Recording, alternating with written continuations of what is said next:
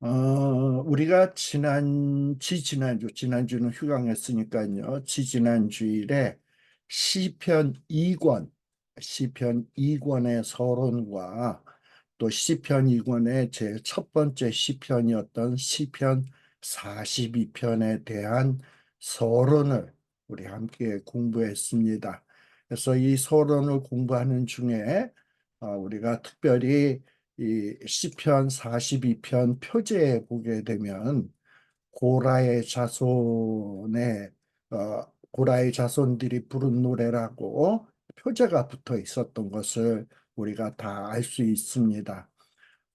사실은 이 시는 다윗이 쓴 시지만 다윗이 성전에서 찬양대원으로 봉사하는 고라의 자손들에게 부르게 한 노래이고 또 이것이 대대손손 전해져서 이스라엘 백성들이 늘 힘들 때마다 묵상하면서 불렀던 노래가 시편 42편입니다.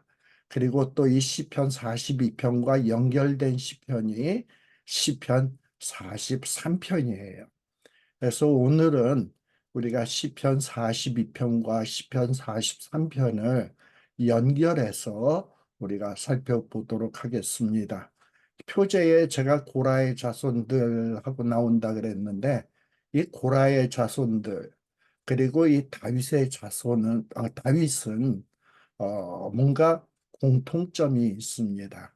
그게 뭐냐 하면은 다윗도 끔찍한 죄를 저질렀던 사람이에요. 우리아의 아내 바세바를 취해서 간음의 죄를 범하고 그뿐만 아니라 우리아를 죽이는 살인죄까지 지은 정말 끔찍한 죄인입니다. 또 이 고라의 자손들의 조상인 고라도 역시 이스라엘 광야 생활할 때 정말 모세에게 또 아론에게 아니 더 나아가서는 하나님이 주신 권위에 도전하면서 뭔가 반역을 일으키려고 했던 반역의 죄인입니다. 바로 이렇게 고라의 자손들도 이렇게 죄인의 피가 흐르고 또 다윗도 어떤 죄성이 그 심령 속에 있고 또 다윗뿐만 아니라 오늘 우리도 어떻게 보면 죄의 피가 흐르고 있다라는 점에서 공통점이 있습니다. 그래서 이런 공통점으로 인해서 시편 42편, 42편, 43편은 다윗만의 시가 아니고 또 고라의 자손들만을 위한 시도 아니고 노래도 아니고 오늘 우리에게도 죄인이었던 오늘 우리에게도 꼭 필요한 노래이다라는 것을 여러분들이 기억하시기를 바랍니다. 그래서 그런 마음을 가지고 이 시편 42편, 43편을 공부해야 되리라고 생각을 해요. 말씀드렸습니다만 고라의 자손들은 바로 자기들이 끔찍한 죄인 고라 그 조상의 후손임을 아주 절감하고 있었습니다. 자신들이 뭐 떳떳한 사람이다, 의로운 사람이다 이렇게 주장한 게 아니라 자기들은 반역을 했던 이 고라의 후손들이다라는 것을 부인하고 숨긴 것이 아니라 죄인임을 인정했습니다. 바로 이 죄인임을 인정하다 보니까 어떤 현상이 나타났냐? 아, 우리가 이렇게 죄인인데 하나님의 은혜가 필요하구나. 다윗도 끔찍한 죄를 지은 다음에 내가 이제 정말 하나님 앞에 징계를 받아 마땅한 형벌을 받아 마땅한 죄인이로구나.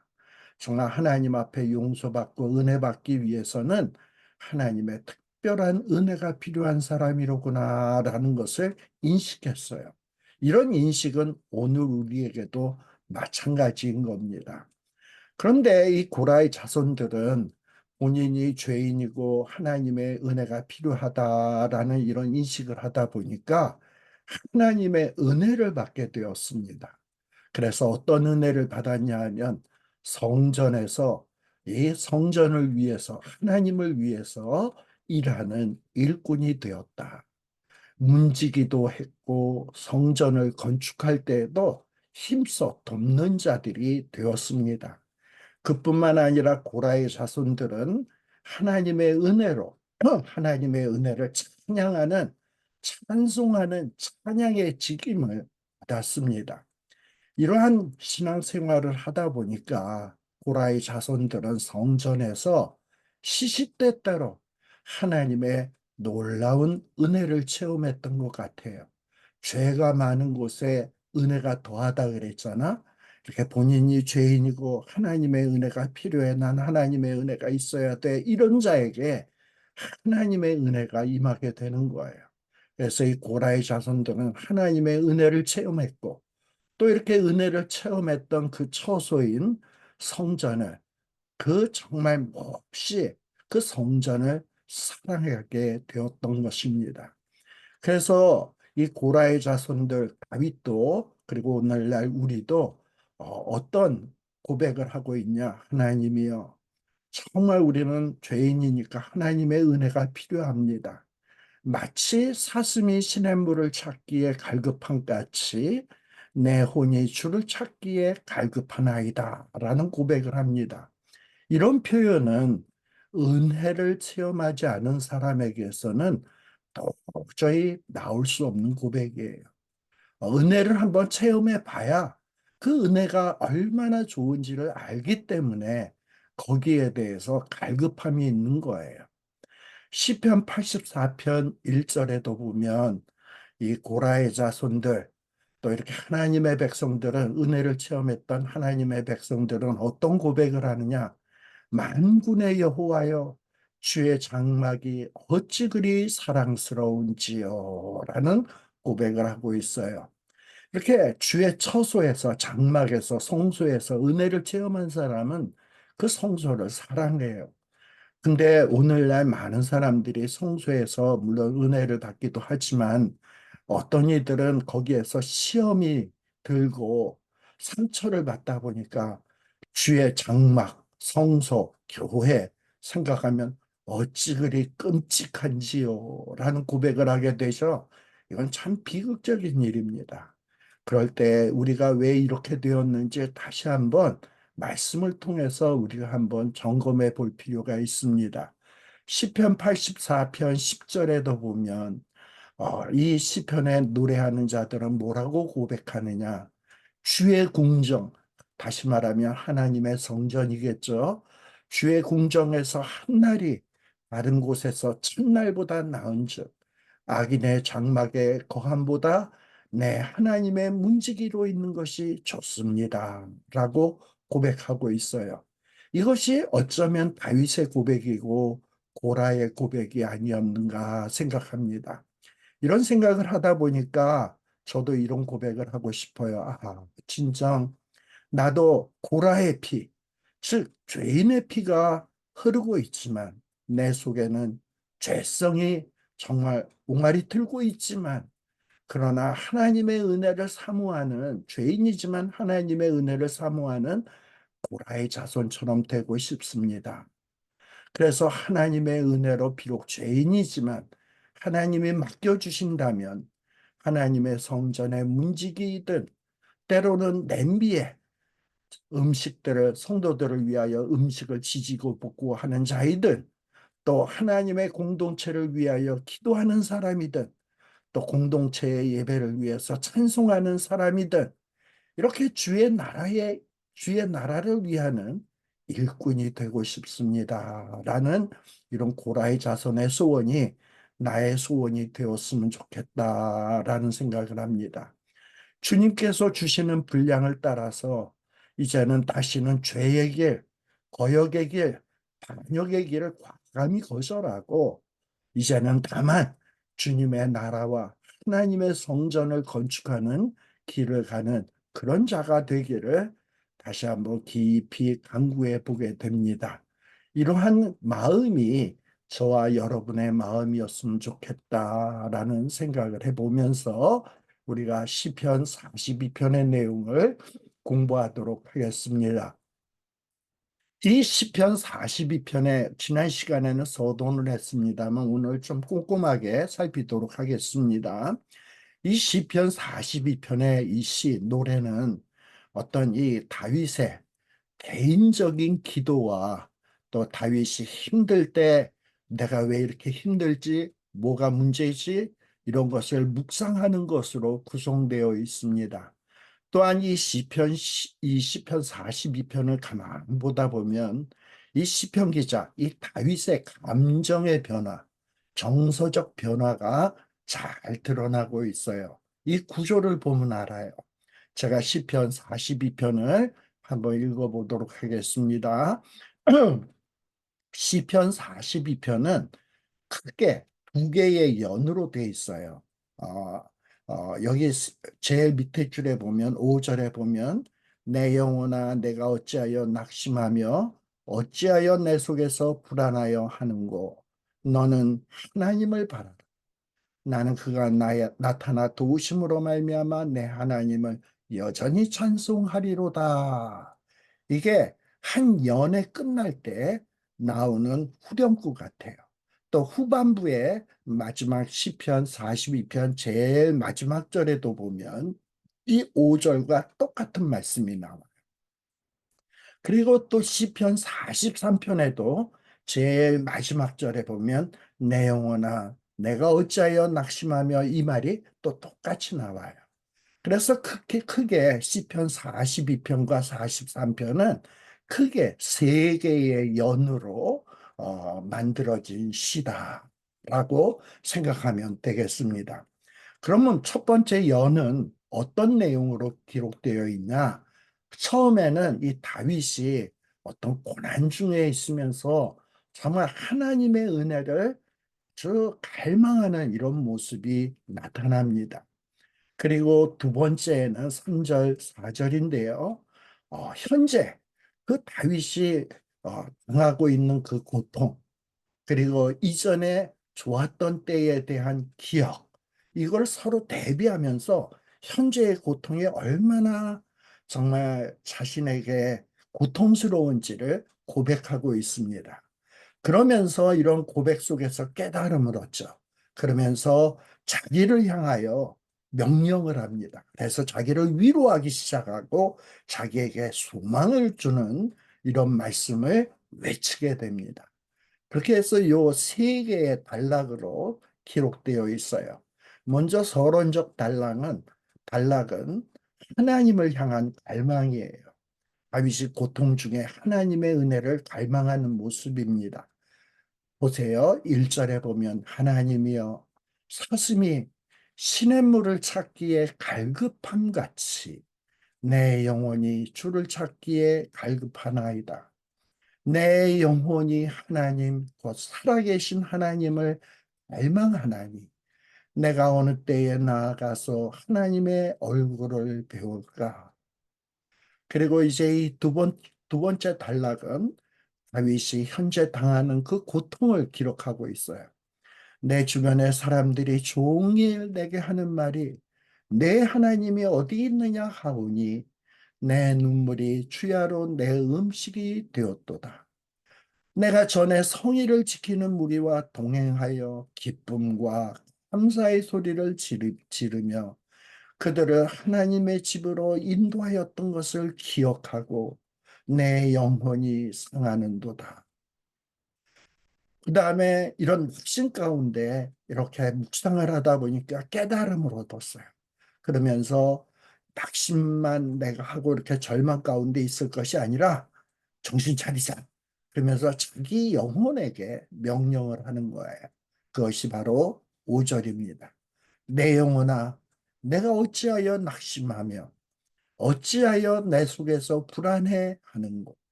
너는 하나님을 바라라. 나는 그가 나타나 도우심으로 말미암아 내 하나님을 여전히 찬송하리로다. 라고 고백하고 있어요. 자, 이렇게 해서 첫 번째 연이 끝났습니다. 첫 번째 연은 이렇게 세 단락으로 되어 있었어요. 그 다음에 두 번째 단락입니다. 이 두 번째 연입니다. 두 번째 연의 첫 번째 단락은 어떻게 시작하느냐? 이 고통 중에 하나님 앞에 기도와 탄원을 하고 있는 거예요. 6절과 7절입니다. 내 하나님이여 내 영혼이 내 속에서 낙심이 되므로 내가 요단 땅과 헤르몬과 미살산에서 주를 기억하나이다. 7절.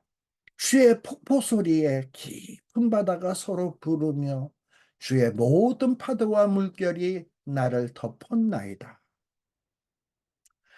이렇게 시편 기자는 지금 자신이 당하고 있는 깊은 고난과 혼란 상태를 묘사하고 있어요.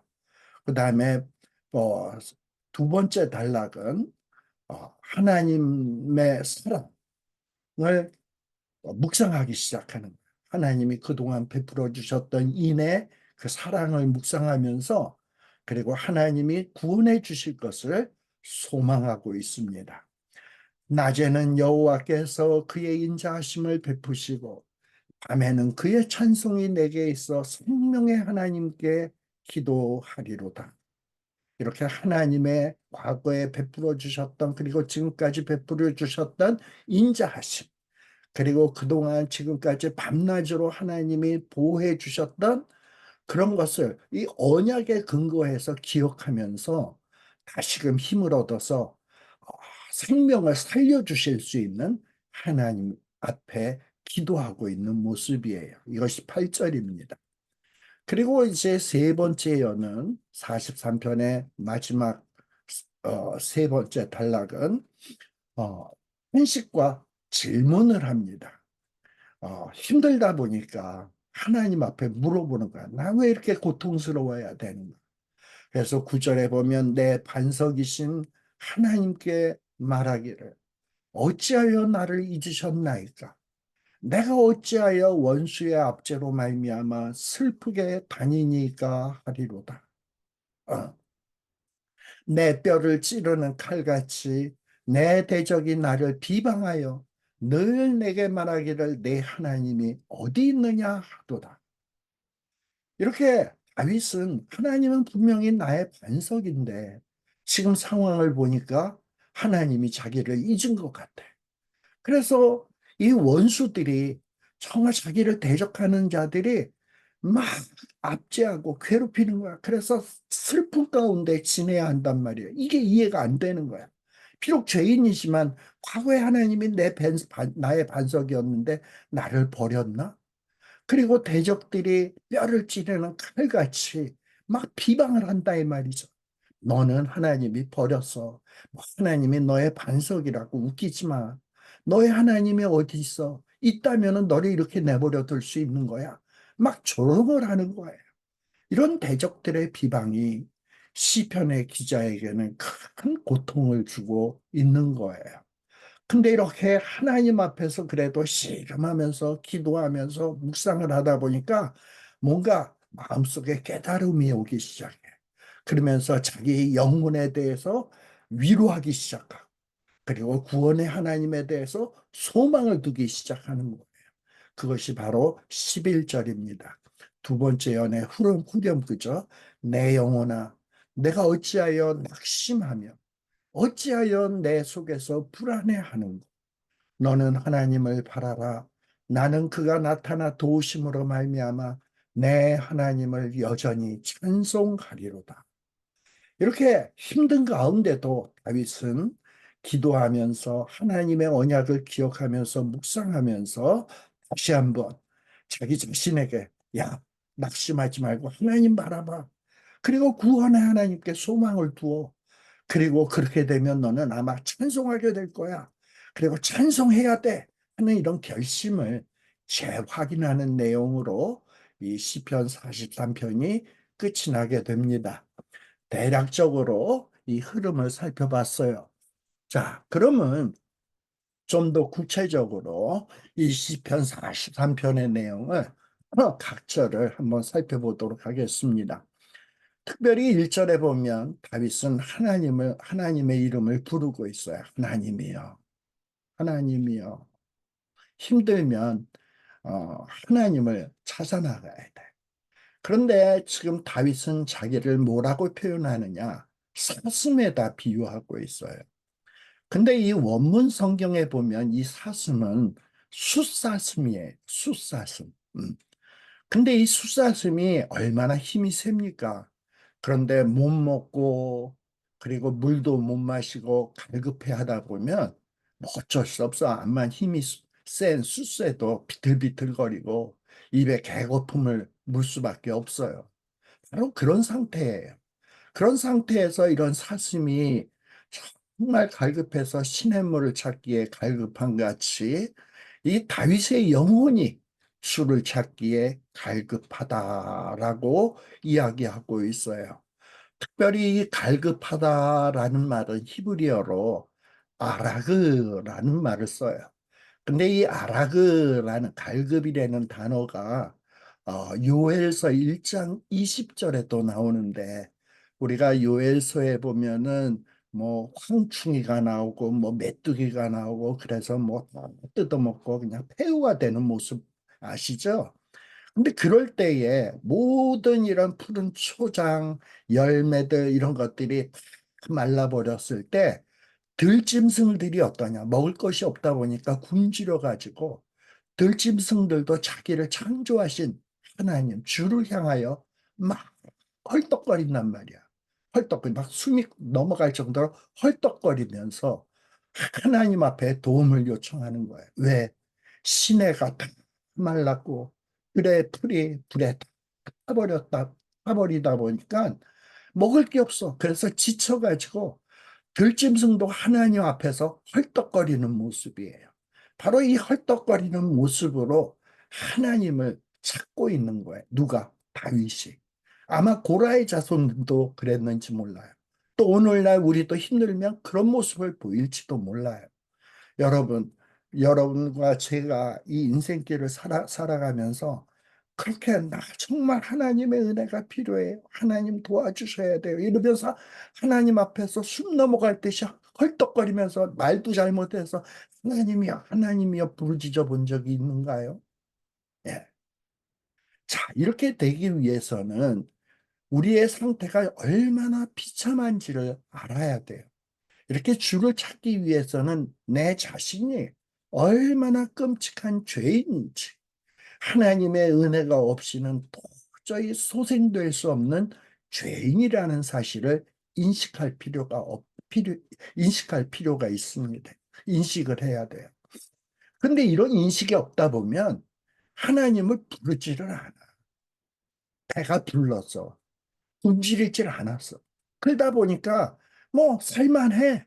그러니까 하나님을 부르짖지 않는 거야. 근데 그게 문제예요.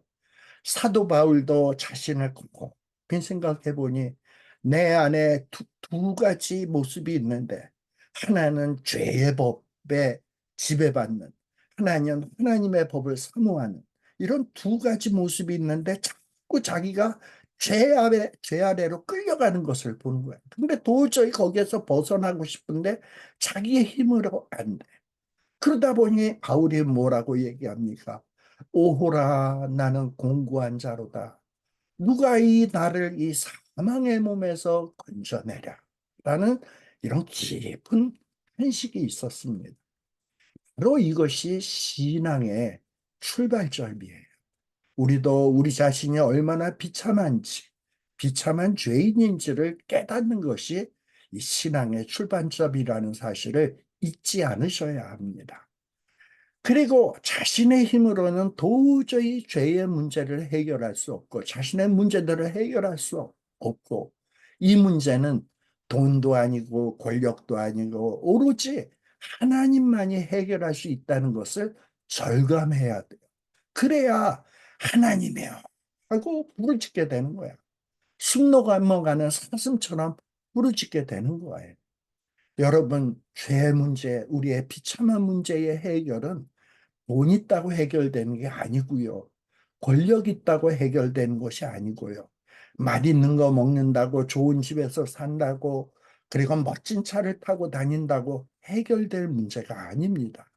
이것은 내 영혼이 해결되어야 될 문제인데 이 영혼의 문제를 해결해 줄 수 있는 분은 오로지 우리 하나님 한 분뿐이라는 사실을 여러분들이 잊지 마셔야 합니다.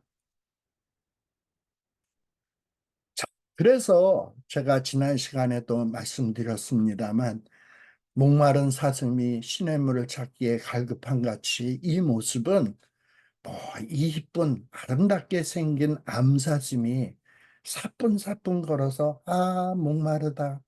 그리고 숲속에 아주 조용하고 한적한 꽃이 피고 나무가 우거진 그런 옹달샘에서 홀짝홀짝 마시면서 아 시원하다 이런 모습이 아니에요. 어떻게 보면 정말 이 사슴이 수사슴이지만 힘이 센 사슴이지만 늪에 빠져서 도저히 벗어날 수가 없고 먹을 수도 없고 나무들은 다 메말랐고 자신의 힘으로 나올 수 없어서 하늘을 우러러서 하나님 앞에서 헐떡이는 거야. 이 산천이 모든 것이 시내가 말랐고 모든 나무들이 불에 타버렸습니다. 내 힘으로는 도저히 어쩔 수 없습니다. 정말 하나님이여, 하나님이여 나를 불쌍히 여기소서 하는 이 사슴의 모습, 이 사슴의 모습이 바로 우리의 갈급한 모습이 되어야 되지 않겠나라는 생각을 해보게 됩니다. 2절에 보세요. 내 영혼이 하나님, 곧 살아계시는 하나님을 갈망하나니 내가 어느 때 나아가서 하나님의 얼굴을 배울까? 우리 지금 다윗은 하나님을 찾고 있어요. 근데 다윗이 찾고 있는 하나님은 어떤 추상적이고 관념적인 하나님이 아니에요. 지금 다윗이 찾고 있는 하나님은 어떤 하나님이냐?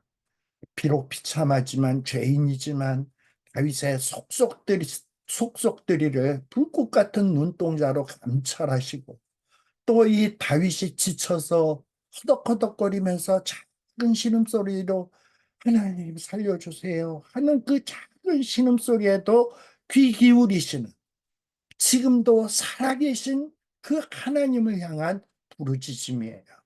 그래서 이 살아계신 하나님이 이 비참한 나에게 임재해 주기를 갈망하며 다시금 그분과의 친밀한 만남을 사모하는 절규가 바로 이 2절입니다. 사실 다윗과 고라, 죄인이라 그랬죠. 하나님의 속죄의 은혜가 필요한 사람들이라고 했습니다. 정말 이 속죄 하면은 뭐가 생각나냐? 여러분들 그 성소 안에 보면 지성소가 있고 지성소에 보면 언약궤가 놓여져 있죠. 근데 그 언약궤 안에는 언약궤를 달리 표현하면 뭐라고도 얘기하느냐? 속죄소라고도 얘기해요. 이 속죄소 언약궤 안에는 뭐가 있습니까? 아론의 쌍난 지팡이, 돌비, 또 만나를 담았던 항아리가 담겨져 있어요. 이것은 다 뭘 상징하냐면 이스라엘 백성들의 죄를 상징하는 거예요.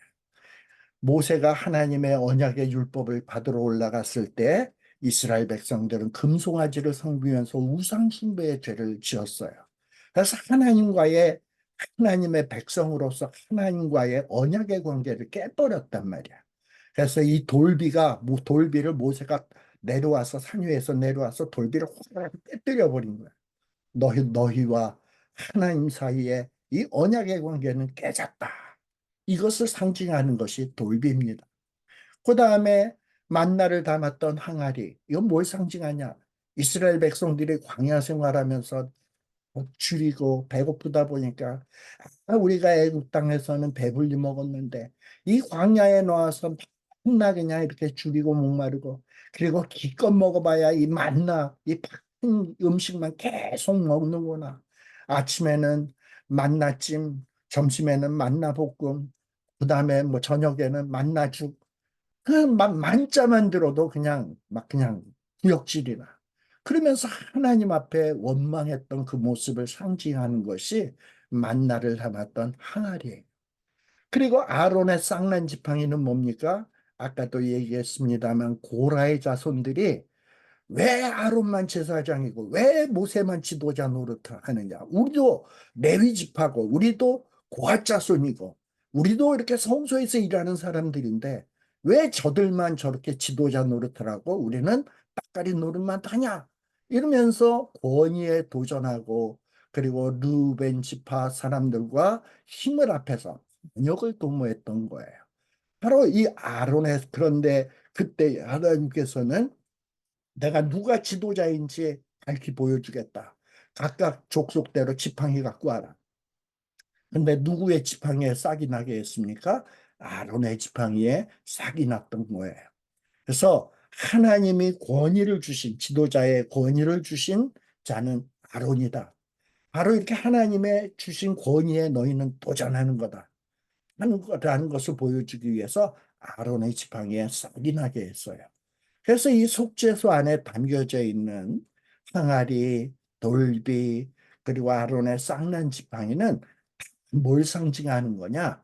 죄, 이스라엘 백성들의 죄를 상징하는 거예요. 근데 죄가 겉으로 드러나면 어떻게 됩니까? 하나님이 임재하실 수 있나요? 없지. 그러니까 죄는 안 드러나야 돼. 덮어져야 돼. 그래서 이 세 가지 성물을 안에다 놓고 뚜껑으로 확 덮어버렸어. 그리고 이제 하나님이 임재하실 때는 어떻게 하냐? 여러분들 속죄일에 대제사장이 피를 들고 가서 그 뚜껑, 속죄소, 언약궤의 뚜껑 위에다 피를 뿌리는 거야.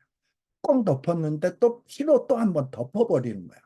그러다 보면 하나님은 위에서 이렇게 딱 보시면 뭐 항아리, 불평의 상징이었던 항아리, 그리고 언약을 깨뜨렸던 그 죄, 돌비, 그리고 권위에 도전했던 그 죄를 상징하는 아론의 쌍난 지팡이를 보시는 게 아니라 그 뚜껑, 그리고 그 뚜껑에 덮여져 있는 피, 피를 보시고 이스라엘 백성들의 죄를 덮으시고 너희는 저 피로 말미암아 의롭다 여김을 받게 되었다. 의롭다 여겨주시고 그 죄인들에게 임재하시는 날이 6월절 속죄일이에요.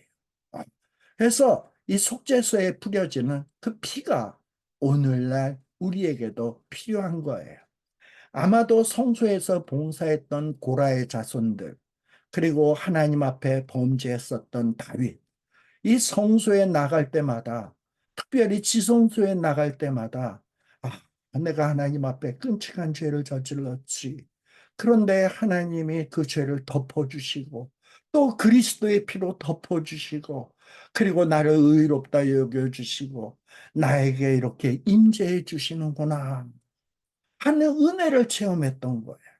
그러다 보니까 그 은혜에 감격해서 이 성소를 사모하기 시작하고 주의 장막을 사모하기 시작했던 겁니다. 그런데 아마도 지금 다윗은 하나님 앞에 범죄해서 그래서 그 범죄의 대가로 말미암아 압살롬이가 반역을 일으켜 가지고 아버지를 죽이려고 하죠. 그래서 예루살렘 성을 떠나서 성전을 떠나서 이리저리 들로 산으로 도망간 도망자의 신세가 되었습니다.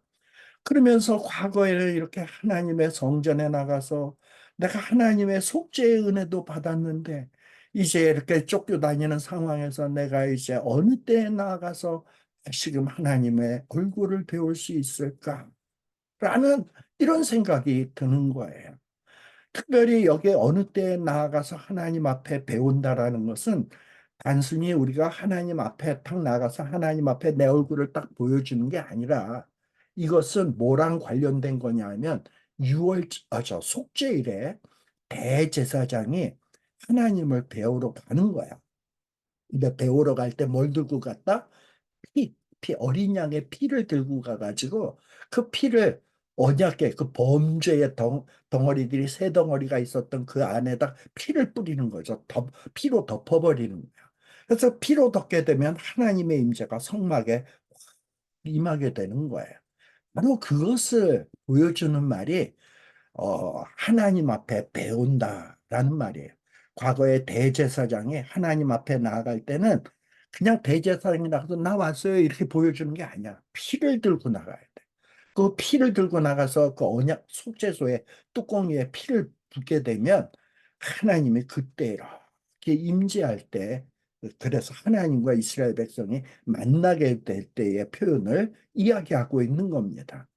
다시 말하면 다윗은 정말 징계로 말미암아 쫓겨다니면서 내가 언제 다시금 이렇게 하나님의 속죄의 은총을 받고 하나님이 내게 임할 수 있을까?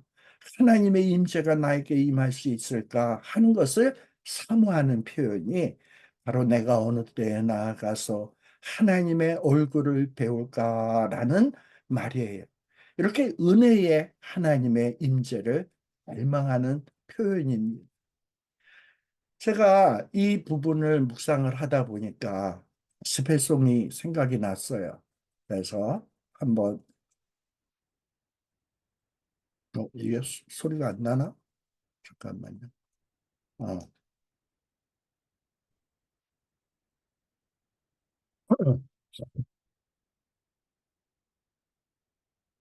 잠깐만요.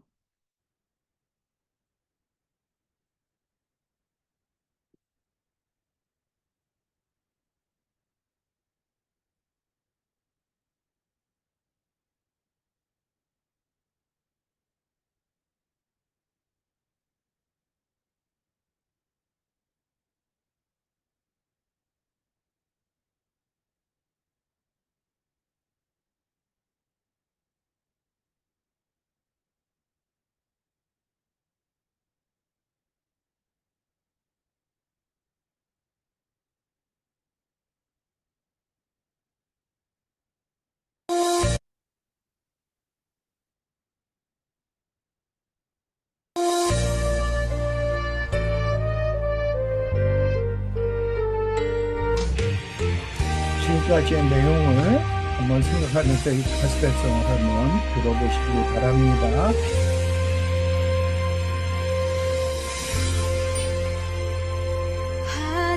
하나님의 사랑을 사모하는 자, 하나님의 평안을 바라보는 자, 너의 모든 것 창조하신 우리 주님이 너를 얼마나 사랑하시는지 하나님께 찬양과 경배하는 자, 하나님의 선하심을 닮아가는 자, 너의 모든 것 창조하신 우리 주님이 너를 자녀 삼으셨네. 하나님 사랑의 눈으로 너를 어느 때나 바라보시고 하나님 인자한 귀로서 언제나 너에게 기울이시니 어두움에 밝은 빛을 비춰주시고 너의 작은 신음에도 응답하시니 너는 어느 곳에 있든지 주를 향하고 주만 바라볼지라 곳에 곳에 있든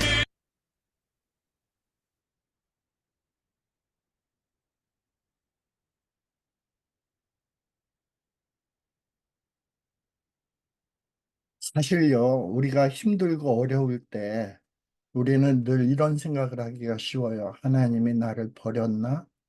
하나님이 나를 잊으셨나? 그리고 하나님은 날 돌아보지 않는가?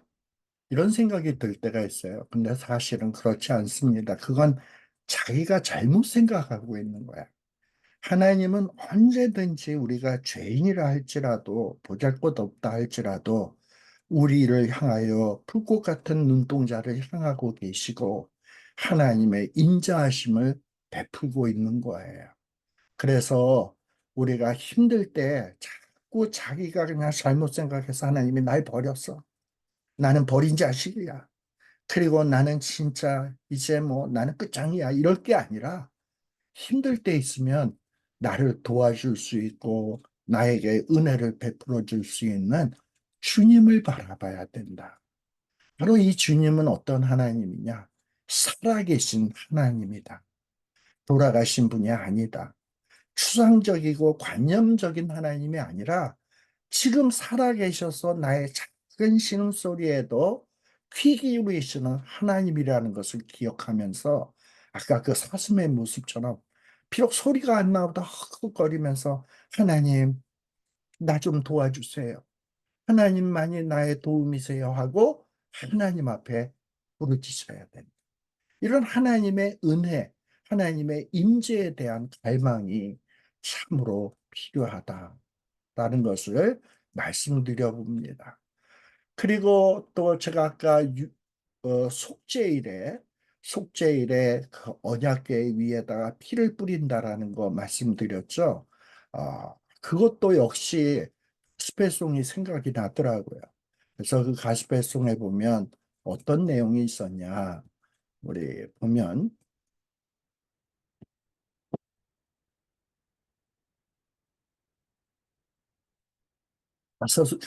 이 가사를 한번 여러분들이 깊이 묵상하시기를 바랍니다. 지극히 높은 주님의 낮이 성소로 들어갑니다. 세상의 신을 벗고서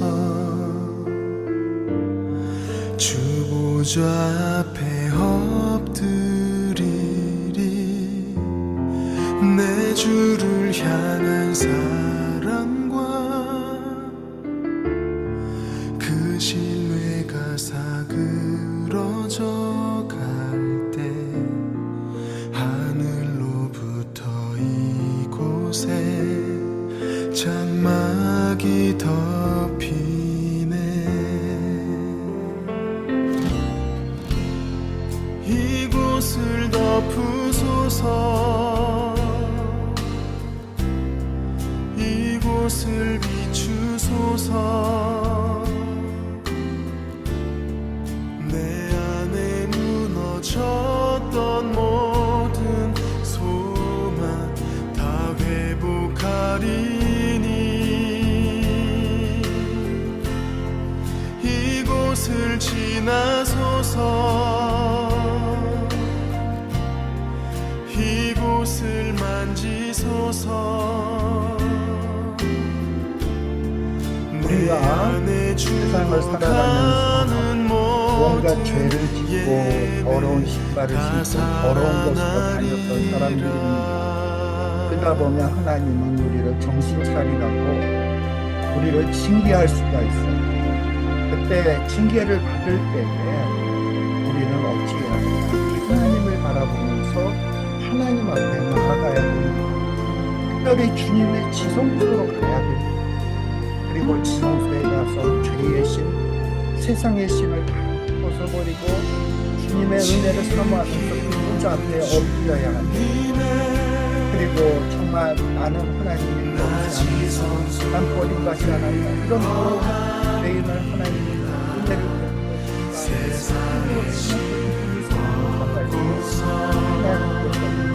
그리스도의 부요를 자신에게 부여의 피로 또 언약궤의 죄의 상자였던 것을 덮으시고 은혜로 덮는다. 그리고 은혜의 길을 비춰줍니다. 그러다 보면 내 안에 무너졌던 그런 소망들이 다시 회복하고, 그리고 하나님의 만져주시고, 그리고 내 안에 죽어가던 영혼이 살아나고 예배가 다시 살아나게 됩니다.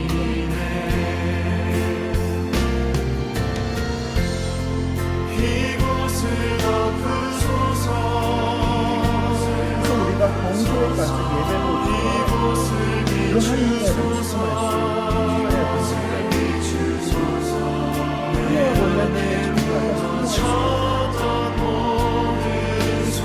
세상의 첫날보다 하나님의 전화에 우리가 움직이는 것이 정말 좋을 수밖에 없죠.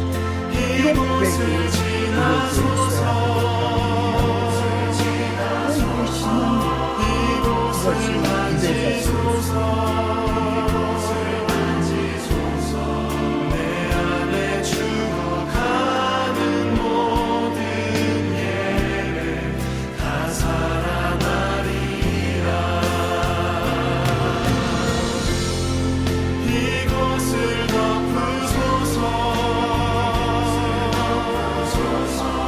이곳을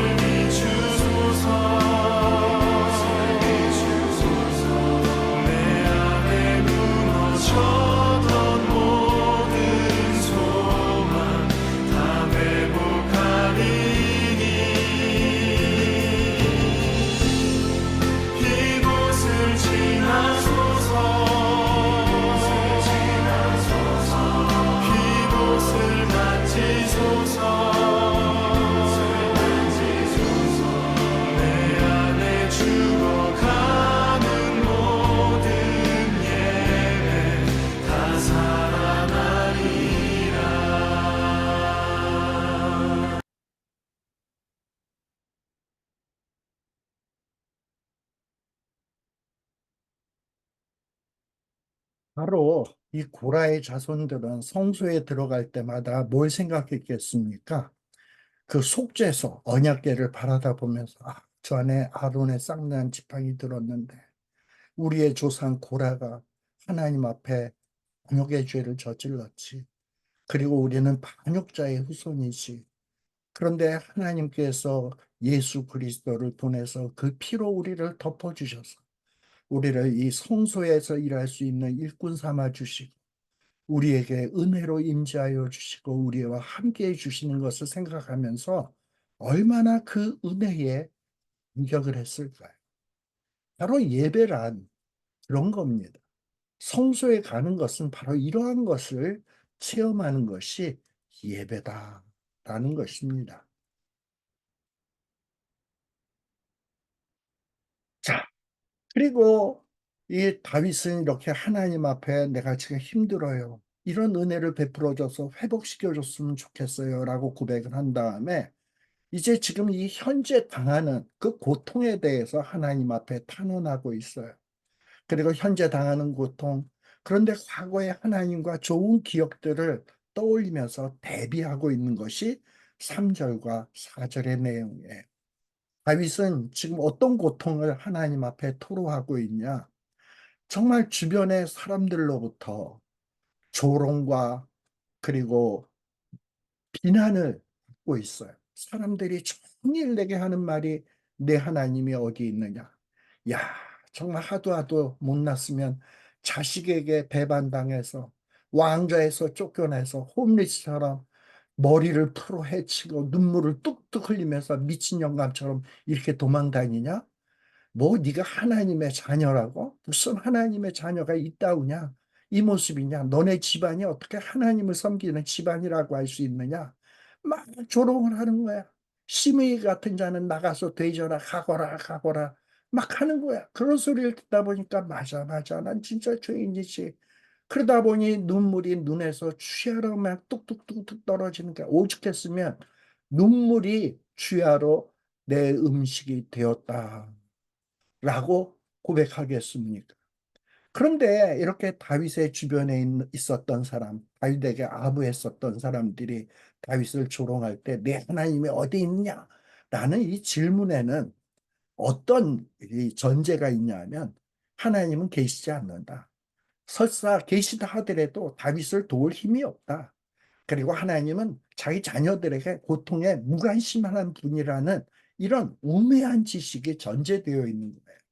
그런데 과연 그렇나요? 하나님은 비록 우리가 죄인이라 하더라도 그리고 죄인이라서 징계받아서 고통과 신음을 한다 하더라도 우리에게 대해서 눈을 떼시는 하나님이 아니야. 우리의 작은 신음소리에도 귀 기울이시고 나는 하나님 앞에 버림받았다 할지라도 하나님은 우리를 버리지 않았어. 내 부모는 너를 버릴지라도 나는 너희를 버리지 아니하리라 하셨던 것이 우리 하나님입니다. 그런데 다윗은 주변의 사람들이 뭐라고 뭐라고 막 비난하고 조롱하고 야 하나님이 너 버린 거야 얘기하다 보니까 막 눈물이 흐르면서 눈물이 음식이 되었단 말이에요.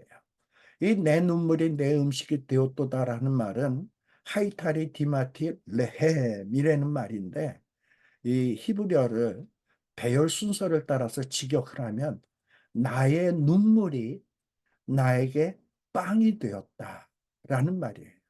그야말로 눈물이 매일 식사처럼 날마다 먹는 그런 몫이 되었다라는 거예요. 그리고 어떤 학자는 이야기하기를 이 말은 이 다윗이 식사를 하지 않고 눈물만 흘려 식음을 전폐하고 눈물만 흘렸던 것이라는 표현으로 보는 사람도 있어요. 아무튼 이 말의 강조점은 다윗이 눈물을 흘릴 뿐만 아니라 하나님이 없다라고 하는 그 조롱에 대해서 극심한 고통의 마음을 가졌다라는 거야. 그 죄의식. 죄의식. 그래서 하나님이 날 버렸다. 자식도 배반했다. 사람들은 조롱한다. 나는 끝장났다. 나는 희망이 없다. 그러다 보니까 눈물이 쭉 흐르는 거야. 이렇게 자신의 현재의 비참함을 인식해야 하나님을 바라볼 수 있고 하나님을 찾을 수 있다라는 것을 여러분들이 인식할 필요가 있습니다. 그리고 다윗은 한편 지금 현재의 비참한 상황도 생각하지만 과거에는 잘 나갔던 때도 있어요. 4절에 보면 내가 전에는 성의를 지키는 무리와 동행하여 기쁨과 감사의 소리를 질렀다. 그리고 그들을 하나님의 집으로 인도하였던 것을 기억한다. 즉, 과거에 그 성도들과 함께 공동체와 함께 하나님 앞에 기쁨과 감사의 예배를 불렀어요.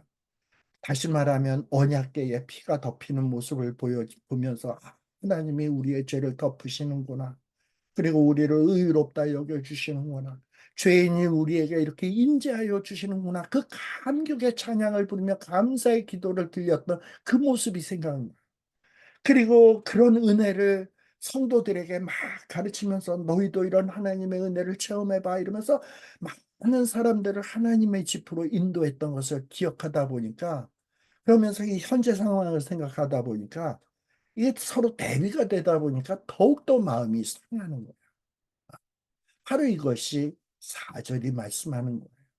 그러면서 하나님 앞에 깊은 탄식과 하나님의 은혜를 갈망하면서 하나님 앞에서 묵상할 때에 마음속에 뭔가 힘이 생각하면서 야, 너 왜 오징어 빨아 널어놓은 것처럼 축 처져 있어. 내 영혼아, 내가 어찌하여 낙심하여 너 어찌하여 내 속에서 불안하여 하는고 너는 하나님을 바라라. 나는 그가 나타나 도우심으로 말미암아 내 하나님을 여전히 찬송하리로다.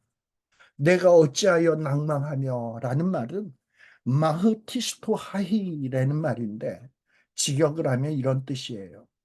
내 영혼아 어찌하여 나를 이렇게 고개를 숙이게 하느냐? 왜 나를 쿡 찌그러뜨리게 하느냐? 자기 영혼도 자기 꼬라지를 알다 보니까 너 같은 게 어떻게 하나님 앞에 나가 있어? 찌그러져 있어. 이러면서 자기를 막 고개를 팍 숙이는 거야. 찌그러지게 만드는 거야. 왜 그러느냐? 이게 내가 어찌하여 낭망하며 라는 말이에요. 낭망이라는 말이 자기 자신을 어떤 죄의식 때문에 죄 때문에 그냥 고개를 푹 들기고 아니면 납작 엎드리게 만드는 그런 모습이에요. 근데 그 영혼이 자기 지은 죄를 알거든.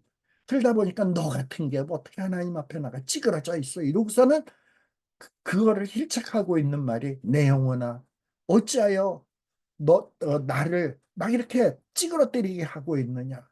그리고 어찌하여 내 영혼이 내 속에서 불안해하는고. 이 불안해한다라는 말은 어떤 말이냐 하면 어, 유라굴로 광풍같이 바람이 불면 막 파도가 막 치잖아요. 막 요동을 치고 격동을 하잖아. 바로 그런 것을 얘기하는 거야. 이 파도 같은 것이 물 같은 것이 그 바닷물이 막 소리를 내면서 솟아오르거나 철푸덕 가라앉는 그 파도를 묘사할 때 사용하는 표현입니다. 다시 말하면 이 죄의식이 있다 보니까 너 같은 게 뭐 넌 나가서 되죠 그러다 보니까 막그 속에서 울렁울렁거리면서 맞아 나는 죽어야 돼 나 같은 게 뭐 이러면서 마음이 자리를 잡지 못하고 이리저리 막 요동치는 것을 얘기하는 거예요. 바로 이 다윗이 죄로 인해서 지금 막 징계를 받고 고통을 경험하다 보니까 찌그러지고 막 마음이 불안하고 막 요동치고 있는 거예요. 그럴 때 어떻게 해라? 다시금 조용히 잠잠히 하나님을 바라보라라는 거예요. 하나님을 바라보. 바로 이럴 때에 스스로에게 야, 자꾸 이렇게 나를 낙심시키지 말고 막 격동시키지 말고 나의 작은 신음의 소리에도 귀 기울이시는 하나님을 바라봐라. 그리고 하나님 앞에 그 구원의 소망을 두어라. 라는 것을 촉구하는 말이 이 5절의 말씀입니다. 자, 그러다 보니까 우리가 시편 42편의 첫 번째 연, 두 개의 연으로 나온다 그랬죠. 그리고 끝부분은 내 영혼아 내가 어찌하여 낭망하며 어찌하여 내 속에서 불안해하는고 이 말로 시작한다 그랬어요. 그리고 이제 6절서부터는 다시 두 번째 연이 시작되게 됩니다. 그러다 보니까 1시간이 되었습니다. 잠시 5분간 쉬었다가 우리 또 나머지 부분 살피도록 하겠습니다. 잠시 쉬었다 가겠습니다.